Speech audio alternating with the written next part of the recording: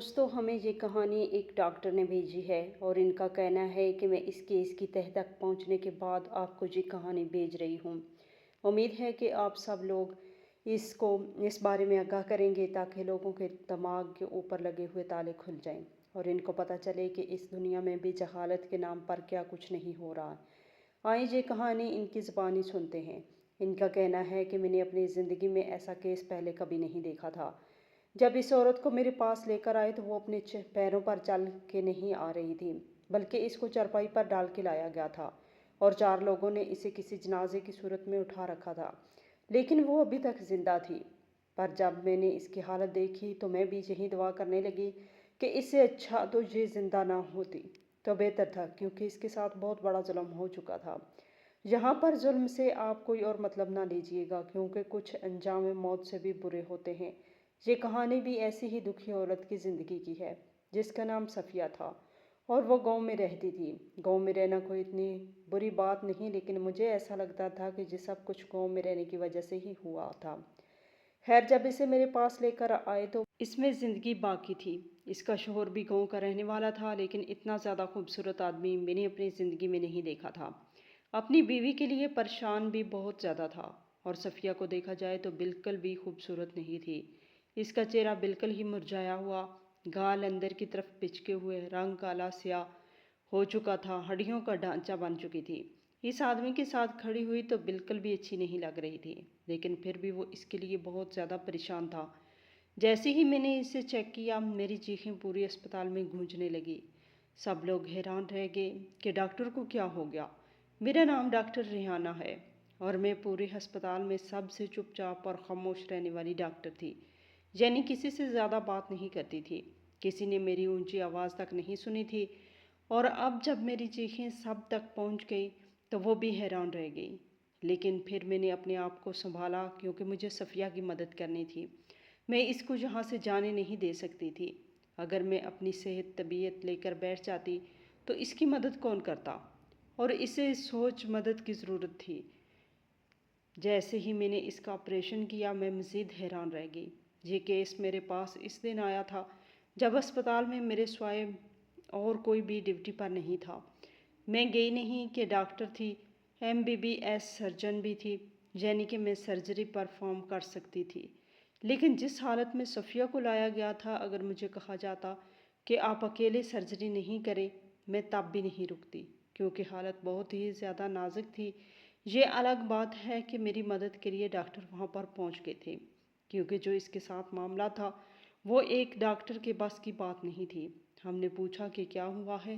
اس عورت کو تو سب سے پہلے اس کے شوہر نے بتایا کہ میں اس کا شوہر ہوں، میرا نام اسلم ہے اور یہ ماں بننے والی ہے۔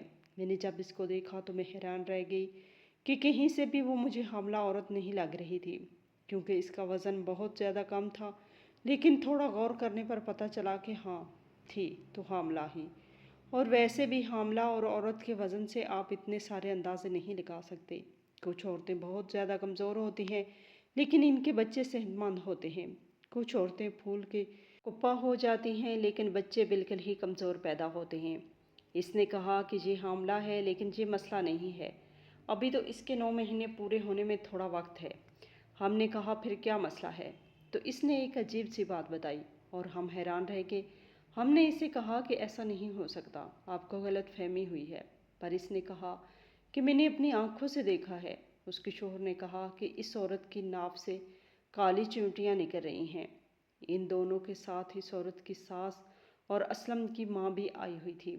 وہ چپ چاپ پاس کھڑی تھی، شکل سے ہی بہت زیادہ خطرناک عورت لگ رہی تھی، یعنی کہ ایک روایتی ساس۔ جب میں نے اس کے شوہر کی بات سنی تو میں حیران ہوئی۔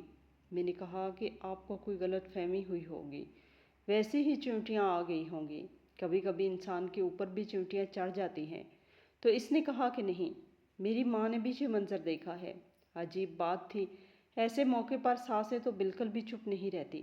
میں بھی تو اسی اسپتال میں اتنے عرصے سے کام کر رہی تھی، کسی کی بیٹی پیدا ہوتی تھی اور اگر اس کے ساتھ اس کی ساس آئی ہوتی تو وہ موقع پر ہی بولنا شروع کر دیتی تھی، بیان کرنے شروع کر دیتی تھی کہ بیٹی پیدا ہوئی ہے، تو کوئی یہ کہتی تھی کہ اس نے اپنے بچے بند کروائے ہوئے ہیں، ہمارے یہاں بچہ نہیں ہو رہا۔ جبکہ ایسا کوئی معاملہ نہیں ہوتا تھا۔ ذہنی ساس کا وہی کردار جو ہر جگہ ہوتا ہے۔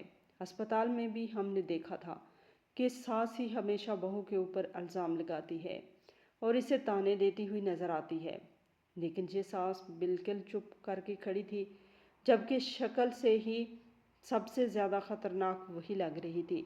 صاف پتہ چل رہا تھا کہ چپ کھڑی ہے تو کوئی اور ہی معاملہ ہو سکتا ہے۔ جب میں نے صفیہ کی طرف دیکھا تو اس کی آنکھوں میں مجھے عجیب سی بے چینی اور مدد کی پکار نظر آئی۔ پھر اس نے مجھے عجیب سا اشارہ کیا۔ اس اشارے کا مطلب کیا تھا میں اچھی طرح سمجھتی تھی، لیکن صفیہ کو اس اشارے کے بارے میں کیسے پتہ ہو سکتا تھا یہ مجھے سمجھ نہیں آیا۔ پر یہ اشارہ عالمی اشارہ ہے کہ جب کوئی مدد مانگنا چاہتا ہے، یعنی کسی مصیبت میں ہوتا ہے، تو وہ یہ اشارہ کرتا ہے۔ پہلے انگوٹھے کو اپنی چاروں انگلیوں کے بیچ میں رکھا جاتا ہے، پھر اوپر سے چاروں انگلیاں دبا دی جاتی ہیں۔ اس کا مطلب ہوتا ہے کہ مجھے مدد کی ضرورت ہے، لیکن میں اپنی زبان سے بول نہیں سکتی۔ اس نے یہ اشارہ بھی بڑے طریقے سے کیا تھا۔ میری آنکھیں پھٹی کی پھٹی رہ گئیں۔ میں نے کہا کہ ٹھیک ہے، ہم پہلے الٹرا ساؤنڈ کریں گے۔ آپ دونوں یہیں پر بیٹھیں تو اس کی ساس کہنے لگی کہ میں بھی ساتھ چلوں گی۔ اب اس نے زبان کھولی نہ، اب اس نے اپنے رنگ دکھانے شروع کیے۔ اگر مجھے صفیہ نے وہ اشارہ نہ کیا ہوتا تو میں اس کی ساس کو بھی ساتھ آنے دیتی، مجھے کوئی مسئلہ نہیں تھا۔ میں نے کہا کہ نہیں، آپ وہاں پر نہیں آ سکتی، الٹرا ساؤنڈ کے دوران آپ کا کوئی کام نہیں ہے، آپ اپنے بیٹے کے ساتھ ادھر ہی بیٹھیں۔ وہ کہنے لگی کہ نہیں، یہ کہاں لکھا ہے کہ ہم دوسرے اسپتال میں گئے تھے، وہاں پر بھی تو میں ساتھ ہی گئی تھی۔ اس نے کہا کہ ٹھیک ہے، پھر دوسرے ہسپتال میں لے جائیں۔ مجھے صفیہ کی مدد کرنی تھی، لیکن میں نے جان بوجھ کر ایسی بات کی تھی۔ صفیہ نے اپنے شوہر کی طرف دیکھا تو اس نے کہا کہ ٹھیک ہے ڈاکٹر، آپ اس کو لے جائیں، میں اپنی ماں کو سمجھا لوں گا۔ میں نے صفیہ کو لے کر جا رہی تھی، میں نے نرس سے کہا کہ اس کو اسٹریچر پر ڈالو اور میرے ساتھ لے کے چلو، تو اتنے میں اس کی ساس کہہ رہی تھی کہ دیکھ اپنی بیوی کو ان کے ساتھ نہ بھیج، آج کل یہ ڈاکٹرز کا کچھ اتا پتہ نہیں، پتہ نہیں تیری بیوی کے ساتھ کیا کر رہے ہیں۔ تو وہ اپنی ماں کو کہنے لگا کہ آپ چپ کر جائیں، وہ کیا کریں گے، علاج ہی کریں گے نا۔ یہ ہم صفیہ کمرے میں آ گئے تو الٹرا ساؤنڈ روم میں، تب ہی میں نے اس سے پوچھا کہ اب بتاؤ تم نے یہ اشارہ کہاں سے سیکھا اور کیوں کیا؟ تو کہنے لگی کہ میں بہت بڑی مصیبت پہ ہوں، آپ کو میری مدد کرنی ہوگی۔ میں نے کہا کہ تم تو شکل سے پڑھی لکھی بھی نہیں لگتی ہو، پھر تم نے یہ اشارہ کیسے سیکھا؟ تو وہ ایک عالمی اشارہ جس کے بارے میں ابھی زیادہ تر پاکستان کے لوگوں کو بھی پتہ نہیں ہے۔ اس نے کہا کہ آپ کو کس نے کہا کہ میں پڑھی لکھی نہیں ہوں؟ کیا کسی کی ڈگری اس کے چہرے کے ساتھ چپکی ہوتی ہے؟ میں نے BA کیا ہوا ہے۔ جب اس نے یہ بات سنی تو میں حیران رہ گئی۔ اس کا مطلب ہے کہ ایک اچھی خاصی پڑھی لکھی عورت جس کو حالات نے اتنا برا بنا دیا تھا کہ وہ ایک گریجویٹ لڑکی نہیں بلکہ تندور پر روٹی لگوانے والی کوئی عورت لگ رہی تھی۔ آپ میری بات کا مطلب سمجھ گئے ہوں گے۔ مطلب ایسا لگ رہا تھا کہ جیسے کھیتوں میں کام کرنے والی کوئی عورت ہے، لیکن اگر پڑھی لکھی تھی تو اس کا مطلب کہ اچھے خاندان اور اچھے گھر سے تعلیم یافتہ عورت تھی۔ اچانک سے اس نے رونا شروع کر دیا اور کہنے لگی کہ مجھے پتہ ہے میں نے بچنا نہیں ہے، میرے ساتھ جو ہوا، جو کچھ بھی میں نے برداشت کیا، میں ہی جانتی ہوں۔ زندگی کا آخری دن ہے، آج میں اچھی طرح سمجھ گئی ہوں، بس آپ میرے بیٹے کو بچا لینا۔ اور اس سے پہلے میں آپ کو ایک بات بتانا چاہتی ہوں، میرے مرنے کے بعد آپ لوگوں کو میرے لیے انصاف مانگنا ہوگا۔ میں نے کہا کہ تم کیسی باتیں کر رہی ہو؟ لگتا ہے تمہارا بلڈ پریشر ہائی ہو گیا ہے، تمہارے دماغ کو چڑھ گیا، ایسا کچھ نہیں ہوگا۔ اس نے میرا ہاتھ پکڑ لیا اور کہا کہ پہلے میری بات پوری سن لیں۔ میں نے کہا اچھا ٹھیک ہے، بتاؤ کیا بات ہے۔ میری جگہ اگر کوئی اور ڈاکٹر ہوتی تو وہ بھی اس کی بات سننے پر مجبور ہو جاتی۔ رہی بات میری تو میں اپنی تعریف نہیں کر رہی، پر میں بری انسان نہیں تھی۔ میں پہلے بھی لوگوں کی مدد کرتی تھی۔ جن عورتوں کے پاس فیس دینے کے پیسے نہیں ہوتے تھے، میں ان کی فیس اپنے جیب سے دے دیا کرتی تھی، کیونکہ میں بھی کوئی غریب لڑکی نہیں تھی۔ میں شہر کے اس بڑے ہسپتال میں ڈاکٹر لگی تھی۔ میرا باپ ایک بہت بڑا بزنس مین تھا اور میرا ایک منگیتر وہ بھی بہت بڑا بزنس مین تھا جس کے ساتھ میری شادی ہونے والی تھی۔ میں نے کہا کہ بتاؤ کیا بات ہے؟ تو کہنے لگی یہ جو عورت باہر بیٹھی ہے نا، یہ میری ساس، اس نے میرے ساتھ پہلے دن سے ہی بہت برا کیا۔ میں آپ کو شروع سے بتاتی ہوں، اس کا بیٹا بہت اچھا ہے، انسان ہے میرا، शोहर बुरा नहीं है, लेकिन वो इसको इशारों पर नचाती है। इसने पहले अपने बेटे की शादी 2 लड़कियों से करवाई है।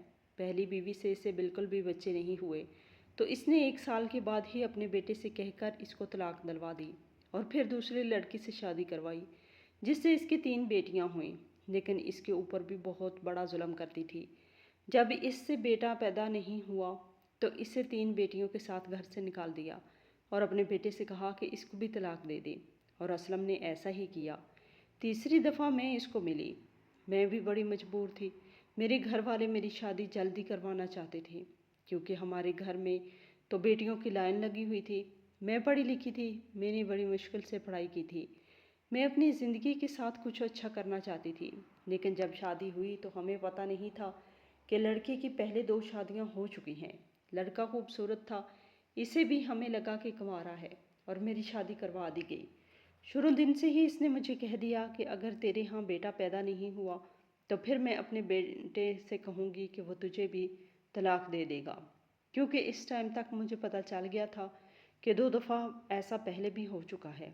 मैंने घर में लड़ाई डाली थी, लेकिन एक बात है कि असलम का रवैया मेरे साथ बुरा नहीं था। इसने कहा कि मैंने पहली 2 औरतों का मुंह देखा है, वो दोनों भी मुझे पसंद थी, वो भी बुरी इंसान नहीं थी, और दूसरी वाली से तो मेरी 3 बेटियां थीं। वो गुस्से में ऐसी निकली है कि अब मैं अपनी बेटियों को भी नहीं देख सकता हूँ। बेटियां थी तो क्या हुआ, मेरी औलाद तो थी ना।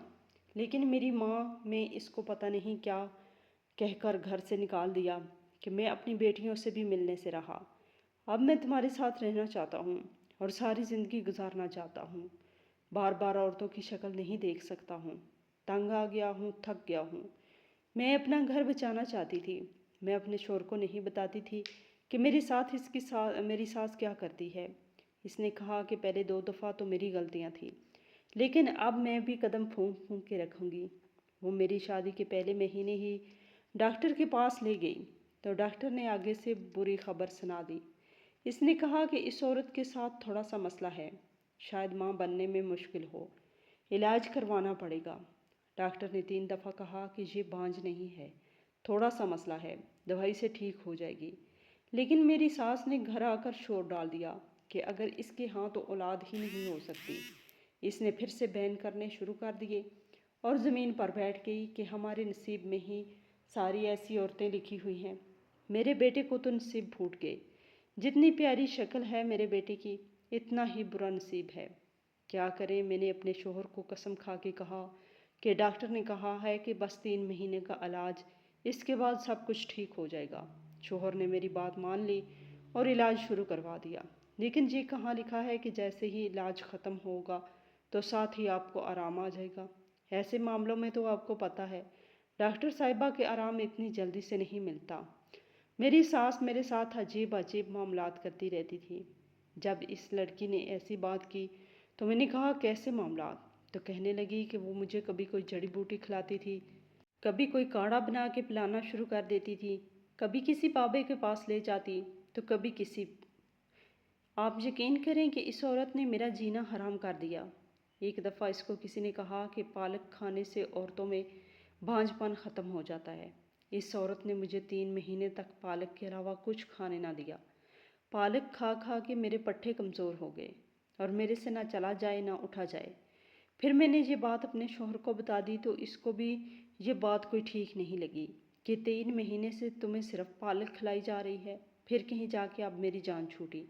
अभी भी कहती थी कि अगर ये पालक खाती रहती तो इसके यहाँ औलाद हो जानी थी। करते कराते पता नहीं किस तरह अल्लाह ताला ने मुझ पे करम कर दिया और मुझे उम्मीद मिल गई।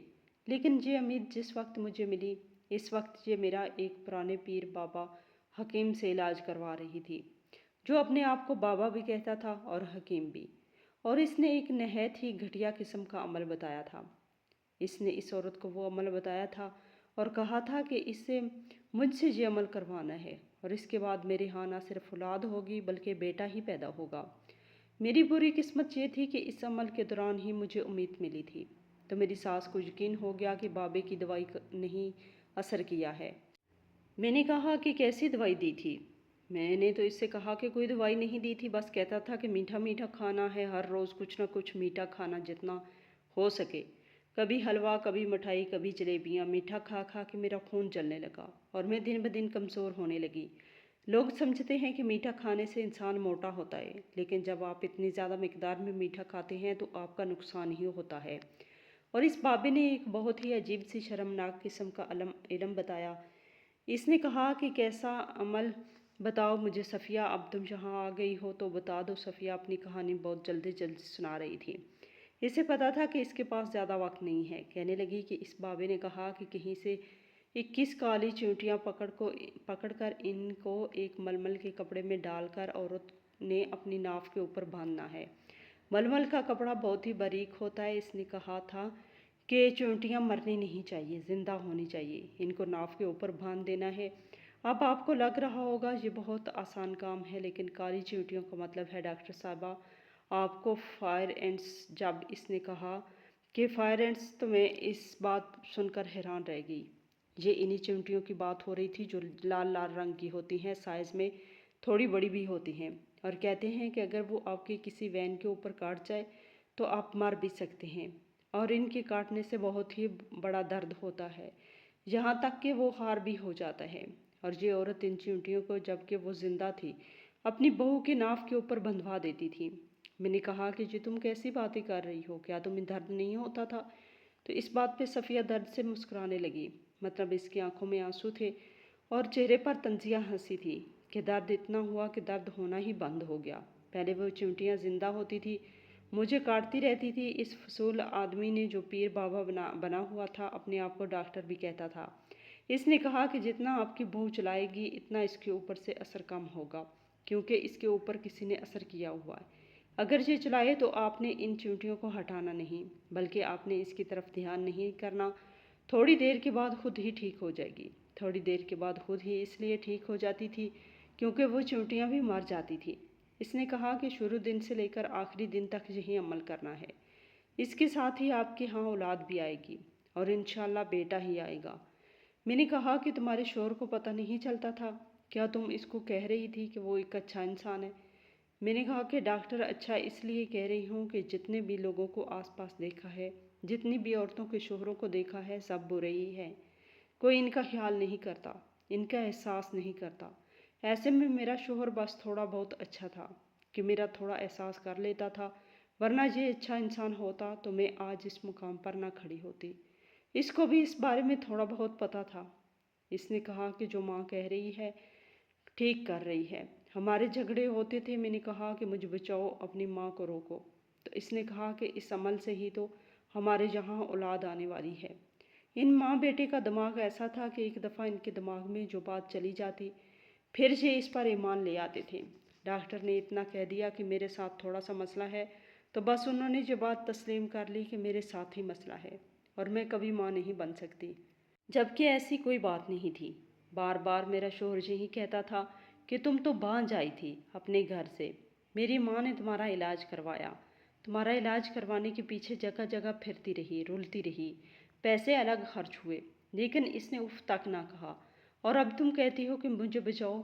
मैं ये कैसे भूल सकती थी कि वही आदमी है जिसने अपनी अम्मा के कहने पर अपनी पहली बीवी को छोड़ा, जिससे इसकी पसंद की शादी हुई थी, और फिर इसी अम्मा के कहने पर अपनी दूसरी बीवी को भी छोड़ा, जिसने इसको 3 बेटियां पैदा करके दी थी। तो अब ये मेरे साथ ठीक कैसे हो सकता था? बस अब ये दोबारा से किसी चक्कर में नहीं पड़ना चाहता था, वरना मेरे साथ भी इसे कोई प्यार नहीं था। मेरी ये जो शक्ल हुई है ना डॉक्टर साहब, अगर मैं आपको अपनी पुरानी तस्वीर दिखा दूँ, मैं आपसे भी ज़्यादा खूबसूरत थी, लेकिन इस इंसान के साथ रहकर मेरी ये हालत हो गई। और जो इशारा मैंने आपको किया था वो भी मैंने इसी के फ़ोन में देखा था। ये कोई रील देख रहा था, इसे बता रहे थे कि मैंने वहाँ से सीख लिया और आज मेरे काम आ गया। मैंने कहा कि तुम्हारे माँ बाप को इस बारे में पता है? तुम्हारी इतनी सारी बहनें भी तो थी। तो सफ़िया ने कहा ये भी एक अलग कहानी है। जब मैंने अपनी माँ को ये सब कुछ बताया तो मेरी माँ ने कहा कि अगर तू वापस आके बैठ गई तो तेरी बहनों के रिश्ते नहीं होंगे। पहली बड़ी मुश्किल से ही तेरा रिश्ता करवाया है। मैंने इनको कहा कि क्यों मेरे हाथ पांव टूटे हुए थे या मैं शक्ल में पूरी नहीं थी, जो आप लोगों ने 2 बार की शादीशुदा आदमी से मेरी शादी करवा दी। मेरी माँ ने कहा कि ये बात किसी को भी नहीं बताना, क्योंकि ऐसी बातों का حال پھر وہی نکلتا ہے کہ دوبارہ اسی آدمی کے پاس جانا پڑتا ہے جس کے ساتھ آپ کی شادی ہوئی ہوتی، پھر رشتہ خراب ہوتا ہے۔ جب ایسی باتیں جرگوں میں اور مردوں میں اور پنچایت میں چلی جاتی ہے نا، تو وہاں پر مرد چپ کر کے بیٹھ جاتا ہے۔ ہاں ٹھیک ہے جی، میری غلطی ہے، میں آئندہ سے ایسا نہیں کروں گا۔ سب لوگ سمجھتے ہیں، سب نے مل کے سمجھا لیا، دو میاں بیوی کا رشتہ بچا لیا۔ لیکن میاں بیوی کے رشتے میں جو تیسرا ہوتا ہے وہ ان کا دشمن ہوتا ہے، چاہے وہ بھی مرد سب کے سامنے تجھے کہہ دیتا ہے کہ جی آئندہ ایسا نہیں کروں گا، لیکن پھر بند کمرے میں وہ بیوی سے ہی بدلہ لیتا ہے۔ تو تم اپنے بندے کے ساتھ اپنا رشتہ خراب نہ کرو۔ اس نے اپنی ماں کے ایک اشارے پہ جو طلاق دے دی تو ہم کیا کریں گے؟ میں نے کہا کہ کیا کریں گے؟ کیا میں اپنے گھر واپس نہیں آ سکتی؟ میری ماں نے کہا کہ ہاں، تو ہم کیا کریں گے؟ پھر ہم کیا کر سکتے تیرے لیے؟ پھر سے تیری شادی کروائیں گے، پہلے ہی اللہ نے 7 بیٹیاں دی ہیں، پھر ایک بیٹی کی شادی دوسری دفعہ کروانا کوئی آسان کام ہے؟ کیا تجھ جیسا بھی ہے نا، بس اپنے گھر میں رہے اور ہمیں بتایا بھی نہ کر۔ صفیہ نے کہا کہ اس دن کے بعد سے تو میں نے اپنی خیر خبر پہنچانا بھی چھوڑ دیا۔ حیرت کی بات یہ ہے کہ ان لوگوں نے بھی کبھی نہیں پوچھا۔ 2 بہنوں کی شادی ہو گئی ہے، وہ اپنے گھروں میں خوش ہیں، میرے بارے میں کسی کو پتہ نہیں۔ گھر کی بڑی بیٹی شاید اس طرح ذلیل ہوتی ہے، سب سے زیادہ ذمہ داری بھی اسی کے اوپر ہوتی ہے، سب سے زیادہ قربانی بھی اسی سے مانگی جاتی ہے، اور سب سے پہلے لوگ اسی کو بھول جاتے ہیں۔ جیسے جیسے صفیہ اپنی کہانی سنا رہی تھی، میری آنکھوں میں آنسو آ رہے تھے۔ اس نے کہا کہ مجھے بچا لے، میں نے وہ عمل کیا ہے، ابھی بھی میرے ساتھ وہ عمل کروایا گیا ہے۔ میں بہت زیادہ تکلیف سے گزری ہوں، میں نے بہت تکلیف کاٹی، مجھے نہیں پتا کہ میں زندہ بچوں گی، میں اب جینا ہی نہیں چاہتی ہوں۔ میں نے کہا کہ اب کس صورتحال کے تحت تمہیں یہ لوگ یہاں سے لے کر آئے؟ تو اس نے کہا کہ مجھے اچانک سے بہت زیادہ درد ہو رہا تھا، اس لیے یہ لوگ مجھے ہسپتال لے آئے۔ مجھ سے چلا بھی نہیں جا رہا تھا، مجھ سے کچھ کھایا بھی نہیں جاتا، میرے منہ میں کوئی ذائقہ بھی نہیں آتا، بالکل بھوک نہیں لگتی۔ جس طرح سے صفیہ بتا رہی تھی، مجھے لگتا تھا کہ اس کی باڈی میں TLC بڑی ہوتی جا رہی ہے۔ TLC باڈی میں تب بڑھتی ہے جب آپ کی پوری باڈی میں کوئی بہت ہی گندا انفیکشن پھیل جاتا ہے، اور جس طرح سے اسے اس عمل سے گزارا گیا تھا، وہ اس طرح سے رکھا گیا تھا، اس بات کے یہ چانس لگ رہے تھے کہ اس کی پوری باڈی میں انفیکشن پھیل چکا ہے۔ میں نے نرس سے کہا کہ اس کا PL ٹیسٹ کرواؤ، اور خود الٹرا ساؤنڈ کی تیاری کرنے لگی۔ میں نے اس سے کہا کہ تم ایسا بھی تو کر سکتی تھی کہ اپنی ساس کو کہتی کہ میں نے بات مان لی ہے اور اصل میں ایسا کچھ نہیں کرتی، کوئی جھوٹ بول دیتی۔ تو کہنے لگی کہ ڈاکٹر صاحبہ، آپ میری حلیے پہ نہ جائیے گا، میں کوئی بیوقوف عورت نہیں ہوں، میں نے آپ کو پہلے ہی بتایا کہ میں پڑھی لکھی ہوں، اور میں نے یہ سب کچھ کیا، لیکن میری ساس کو پتہ چل گیا، کیونکہ وہ ہر آدھے گھنٹے بعد مجھے چیک کرتی تھی۔ یہ نہیں دیکھتی تھی کہ میں کتنی تکلیف میں ہوں، اور یہ دیکھتی تھی کہ کہیں میں نے کپڑا اتار کے پھینک تو نہیں دیا۔ ایسے میں اس نے یہ بات میرے شوہر کو بتا دی، اور پھر اس میں یہ بھی لحاظ نہیں کیا کہ میرے ہاں ولادت ہونے والی ہے، میں ماں بننے والی ہوں۔ اس نے مجھ پہ ہاتھ اٹھایا۔ اس کے بعد میں ڈر گئی، اس بات سے نہیں ڈری کہ وہ مجھ پہ ہاتھ اٹھائے گا، مجھے تھپڑ مارے گا تو مجھے درد ہوگا۔ انسان کو جب تھپڑ پڑتا ہے تو وہ درد سے نہیں روتا، وہ اپنی بے عزتی سے روتا ہے، اور میں بار بار اپنی بے عزتی نہیں کروا سکتی تھی۔ میرے ماں باپ جیسے بھی تھے، لیکن انہوں نے آج تک ہمارے منہ پہ تھپڑ نہیں مارا تھا، ہمیں کوئی گالیاں وغیرہ نہیں دی تھی، پر ہاں انہوں نے بھی مجھ پہ میری زندگی کا سب سے بڑا ظلم کر دیا تھا کہ وہ مجھ سے لاپرواہ ہو گئے۔ تبھی تو ان لوگوں کو کھلا موقع مل گیا۔ پتہ نہیں اس عورت کے دماغ میں کیا بات آئی، یہ بس کہتی ہے کہ بیٹا ہی ہونا چاہیے، بیٹی نہیں ہونی چاہیے۔ اس کو بیٹیوں سے نفرت ہے، لگتا ہے مجھے یہ لوگ پاگل ہیں، نفسیاتی ہیں، اور جس پیر بابا کے پاس یہ مجھے لے کے جاتی رہی، اس پیر بابا کے ساتھ اس کے خیال سے تعلقات ہیں۔ صفیہ کی زبان سے جو انکشافات ہو رہے تھے وہ سن کر میں حیران رہ گئی تھی، لیکن مجھے یقین تھا کہ ایسا ہو سکتا ہے، کیونکہ جہاں جہالت ہوتی ہے، دقیانوسی حرکتیں ہوتی ہیں، اس طرح کی باتیں ہوتی ہیں، وہاں پر پھر ساری جہالت کی ہی باتیں ہوتی ہیں۔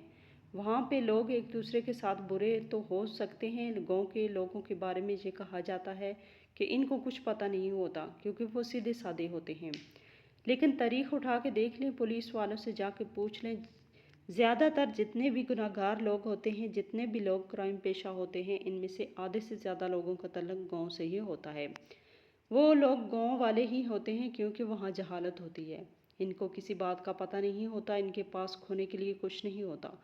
وہ سیدھے سادے لوگ ہوتے ہیں، بکریاں چراتے ہیں، گایوں کو پالتے ہیں، زمین ان کی زیادہ تر اپنی ہوتی ہے، نہیں بھی ہوتی تو ان کو کوئی مسئلہ نہیں ہوتا۔ گھر میں ایسی کوئی چیز نہیں ہوتی کہ جس کو رکھنے کے لیے وہ کہیں کہ ہمارے پاس گھر ہونا چاہیے، اچھا تو ہونی چاہیے۔ یہ بات میں ان دیہاتی علاقوں کے بارے میں کہہ رہی ہوں جو بہت ہی زیادہ دور دور ہیں اور جہاں پر ابھی بھی بہت سی سہولیات نہیں۔ صفیہ بھی ایسے ہی علاقے سے آئی تھی، اس اسپتال میں کام کر رہی تھی۔ یہ شہر کے بیچوں بیچ نہیں تھا، یہ شہر سے کافی دور تھا، یہاں سے شہر 6 کلومیٹر دور تھا اور پھر گاؤں بھی نزدیک پڑتے تھے اور زیادہ تر مریض گاؤں کے ہی آتے تھے۔ خیر میں نے الٹرا ساؤنڈ کی تیاری کر لی، لیکن جیسے ہی صفیہ کی طرف دیکھا، کیونکہ میں اس کا الٹرا ساؤنڈ کرنے لگی تھی، میری تو چیخیں ہی نکلنے لگی، بری طرح سے حیران رہ گئی۔ اور جیسے ہی میں نے الٹرا ساؤنڈ کرتے ہوئے مشین کی سکرین کی طرف دیکھا، مجھے ایسا لگا کہ آج میں نے مر جانا ہے۔ میری حالت بہت بری ہو گئی، مجھے ایسا لگ رہا تھا کہ میں کسی بڑے سے پہاڑ پہ کھڑی ہوں جہاں سے صفیہ نیچے گرتی جا رہی ہے۔ میں اسے بچانا چاہتی ہوں لیکن میرے ہاتھ میں نہیں ہے۔ بالکل ایسا ہی محسوس ہو رہا تھا مجھے، کیونکہ میں اس کی مدد بھی میں نے ہی کرنی تھی اور میری اپنی حالت غیر ہو رہی تھی۔ میں نے کہا، تم انسان نہیں ہو، لگتا ہے تم ڈائن ہو، تبھی ابھی تک زندہ ہو۔ تمہیں پتہ بھی ہے تمہارے ساتھ کیا ہو رہا ہے؟ اس کے چہرے پہ کوئی حیرانگی نہیں تھی، شاید وہ جانتی تھی کہ وہ پہلے سے ہی بہت بری صورتحال میں پھنسی ہوئی تھی۔ اس نے کہا، میری تو اب کوئی خواہش نہیں ہے، کوئی آس، کوئی امید نہیں ہے۔ میرے دل میں اگر اس بچے کی جان بچتی ہے تو اس کو بچا لیں۔ مجھے پینک اٹیک ہو گیا کیونکہ سامنے کا منظر ہی ایسا تھا۔ جیسا میں نے پہلے بتایا، ڈیوٹی پہ کوئی تھا ہی نہیں۔ میں نے جلدی جلدی ایک ڈاکٹر کو کال کی، اس نے کہا کہ وہ تو کسی شادی میں آئی ہوئی ہے۔ وہ بھی میری آواز سن کے گھبرا گئی اور اگر شادی میں نہیں ہوتی تو شاید فوراً آ جاتی۔ پھر اس نے مجھے کہا کہ ڈاکٹر بلال کو بلا لو۔ میں نے کہا کہ ہاں، یہ بات ٹھیک ہے، ویسے بھی مجھے کسی تجربے کار ڈاکٹر کی ضرورت پڑے گی۔ ڈاکٹر بلال نے میرے ساتھ ہی پڑھائی حاصل کی تھی اور وہ ہمارا کلاس فیلو بھی تھا۔ وہ بھی ابھی ابھی اسی کام میں آیا تھا۔ میں نے فوراً اسے فون کیا اور وہ مصروف تھا، پر میری آواز سن کے گھبرا گیا اور اس نے کہا کہ میں آ رہا ہوں۔ میں آپریشن کی تیاری کرنے لگی۔ میں نے خود کو بڑی مشکل سے سنبھالا، باہر گئی تو اسلم سامنے ہی کھڑی تھا۔ اس نے کہا کہ آپ چلا کیوں رہی تھی ڈاکٹر صاحبہ؟ میں نے اپنے آپ کو بڑی مشکل سے سنبھالا تھا۔ میں نے کہا کہ ہاں، میں چلا رہی تھی کیونکہ بات ہی ایسی ہے۔ میں نے کہا کہ کیا بات ہے؟ تو میں نے کہا، تم میری فکر چھوڑو اور صفیہ کے بارے میں سوچو، اس کا فوراً آپریشن کرنا ہوگا۔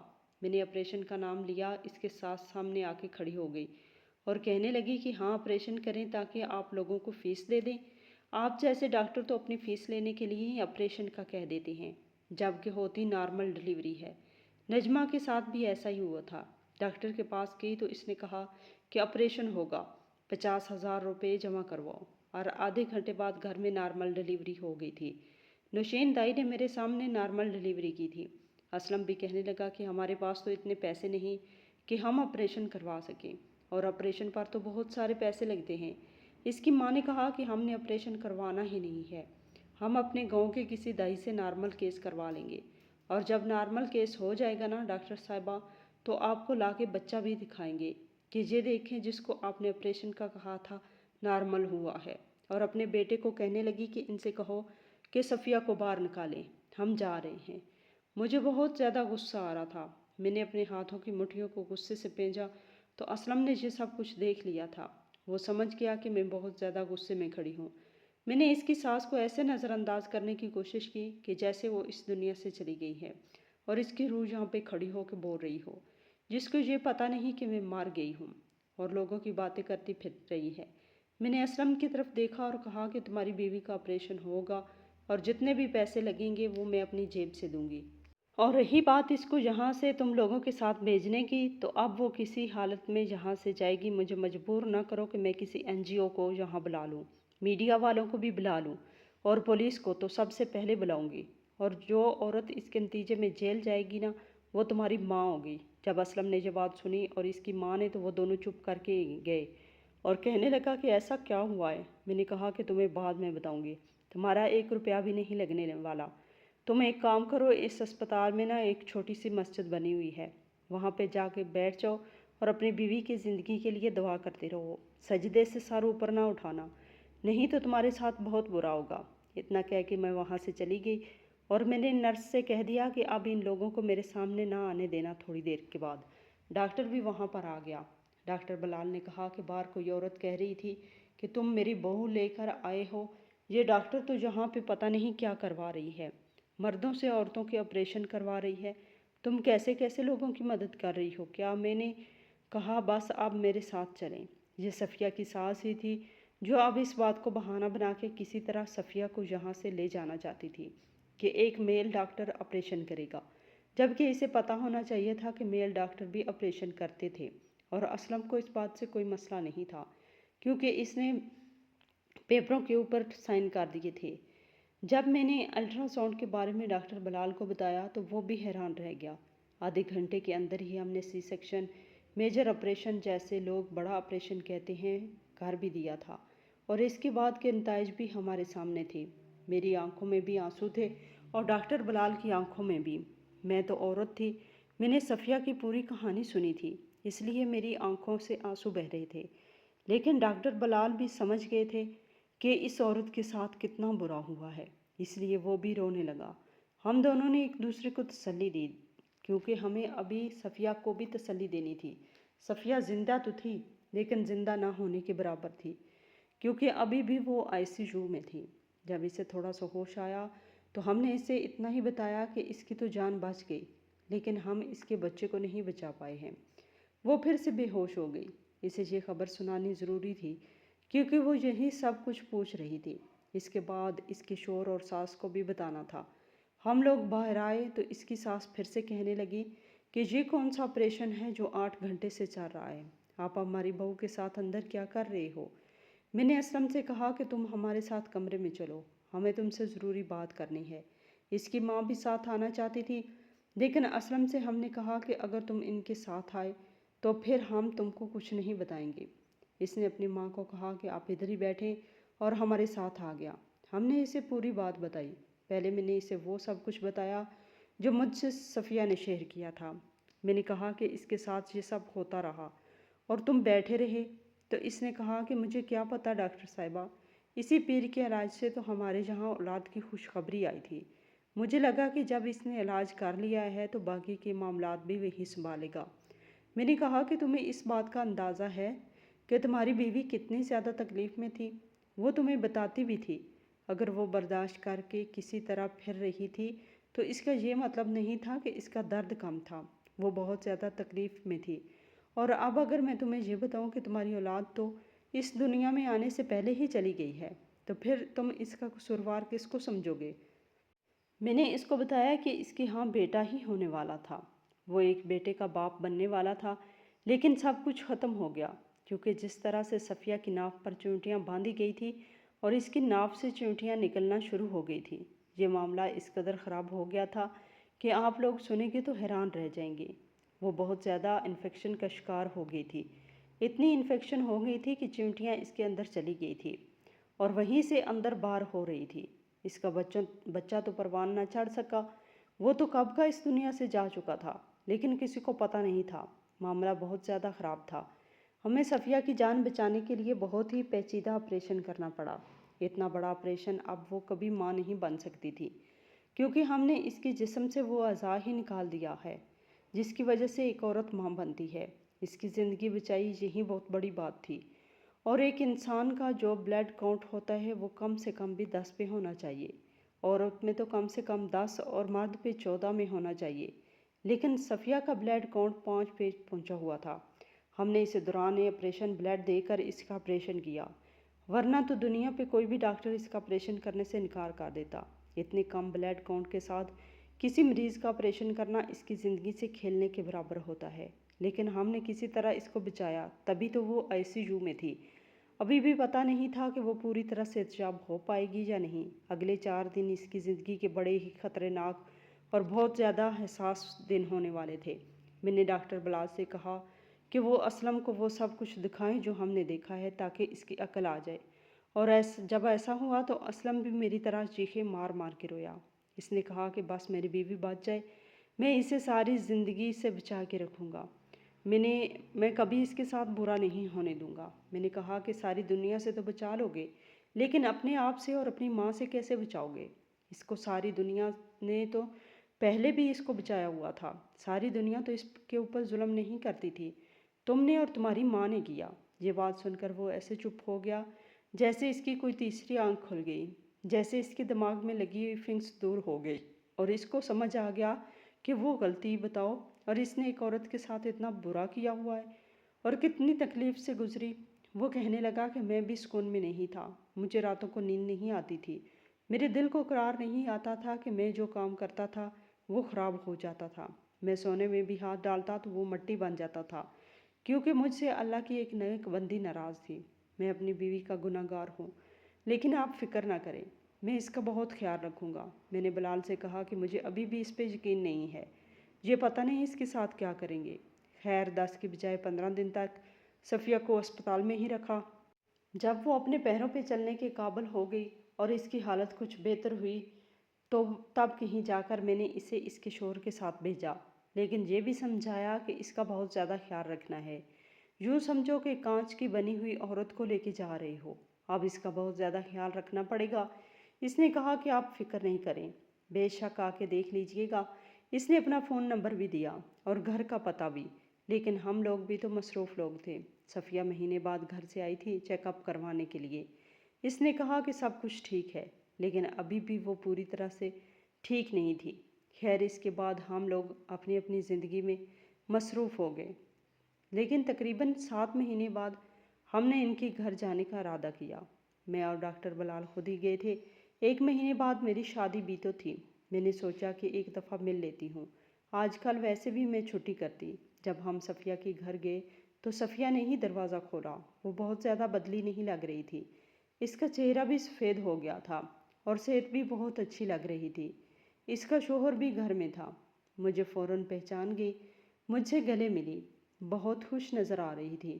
میں نے کہا کہ ٹھیک تو ہو نا؟ کہنے لگی کہ ہاں ٹھیک ہوں میں۔ اس نے ہمارے سامنے کھانے پینے کی کچھ چیزیں رکھی تھی، ان کی جتنی حیثیت تھی اس کے حساب سے۔ اسلم بار ڈاکٹر بلال کے ساتھ بیٹھ گیا اور میں اور صفیہ ساتھ بیٹھی تھی۔ میں نے کہا کہ مجھے سچ بتانا، کوئی مسئلہ تو نہیں؟ میں نے اس سے کہا کہ کوئی مسئلہ نہیں۔ میں نے کہا کہ تمہاری وہ ساس نظر نہیں آ رہی؟ تو کہنے لگی اسلم کو بھی پتہ چل گیا تھا کہ ان کا پیر صاحب کے ساتھ چکر چل رہا تھا، اس لیے انہوں نے اسے پیر صاحب کے آستانے پہ ہی چھوڑ دیا اور وہ تب سے واپس نہیں آئی۔ اس بات کو آج 2 مہینے ہو گئے ہیں۔ میں نے کہا بہت اچھا ہوا، چاہے جیسا بھی ہو تمہاری زندگی تو بچ گئی۔ کہنے لگی کہ پر اب اس زندگی کا کیا فائدہ، میں تو کبھی ماں نہیں بن سکتی۔ میں نے کہا کہ اگر ایسا نہیں کرتے تو تم زندہ بھی نہیں ہوتی۔ وہ اس بات سے زیادہ پریشان تھی کہ پھر سے ماں نہیں بن پائے گی۔ لیکن جب ہم لوگ وہاں سے واپس آ گئے تو بلال نے مجھے کہا کہ اسلم نے کہا ہے کہ ہم لوگ بچہ گود لینا چاہتے ہیں، تو آپ ہماری مدد کریں۔ مجھے یہ سن کر بہت خوشی ہوئی، اسلم واقعی بدل گیا تھا۔ تھوڑی محنت کی، ہم لوگوں نے ادھر ادھر سے پتہ کیا، ہماری بات زیادہ سنی گئی اور 1 مہینے کی محنت کے بعد ان کو ایک ایسی عورت کا بچہ مل گیا جو اس دنیا سے جا چکی تھی اور اس کا باپ بھی نہیں تھا۔ پوری کہانی سنانے کا مقصد یہی ہے کہ آپ لوگوں کو یہ پتہ چلے کہ جن کے ساتھ پہلے برا ہو ان کے ساتھ بالآخر کچھ اچھا بھی ہو، لیکن پھر بھی اس طرح کی جہالت سے دور رہنا چاہیے۔